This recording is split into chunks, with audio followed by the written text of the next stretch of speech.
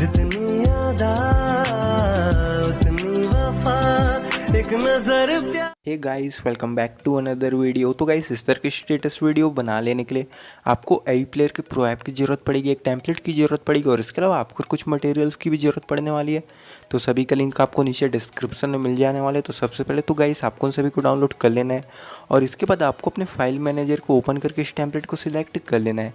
और जैसे आप इसे सिलेक्ट करते हैं आपके सामने कुछ इस टाइप से ओपन हो जाता है। तो सबसे पहले तो गाइस आपको यहाँ से अपनी कोई भी म्यूज़िक को सिलेक्ट कर लेना है जिसे आप अपने व्हाट्सअप स्टेटस में लगाना चाहते हैं। और म्यूज़िक को सिलेक्ट कर लेने के बाद आपको इसे लेफ्ट स्वाइप कर देना है। अब इसके बाद आपको यहाँ पर एक पेंसिल का आइकन मिल जाता है तो आपको यहाँ पर क्लिक कर देना है।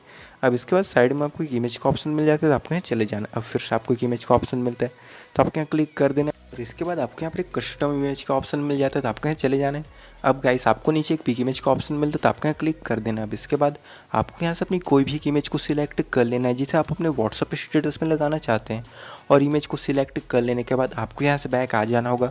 अब इसके बाद गाइस आपको नीचे एक इमेज का ऑप्शन मिल जाता है तो आपको यहाँ चले जाना है।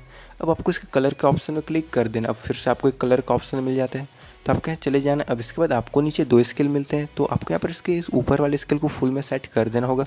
अब इसके बाद आपको यहाँ से बैक आ जाना होगा। अब गाइस आपको नीचे एक इमेज का ऑप्शन मिलता है तो आपको यहाँ क्लिक कर देना है। अब आपको इसके जनरल का ऑप्शन में चले जाना है। अब इसके बाद गाइस आपको यहाँ पर एक पोजीशन का ऑप्शन मिल जाता है तो आपको यहाँ क्लिक कर देना है। अब आपको यहाँ पर से इसके ऊपर वाले स्केल को 500 पर सेट कर देना होगा। तो इस तरह से गाइस आपकी वीडियो तैयार हो जाती है। अब चलिए मैं आपको बता देता हूँ कि आपको इसे परफेक्ट साइज में कैसे सेव कर लेना है।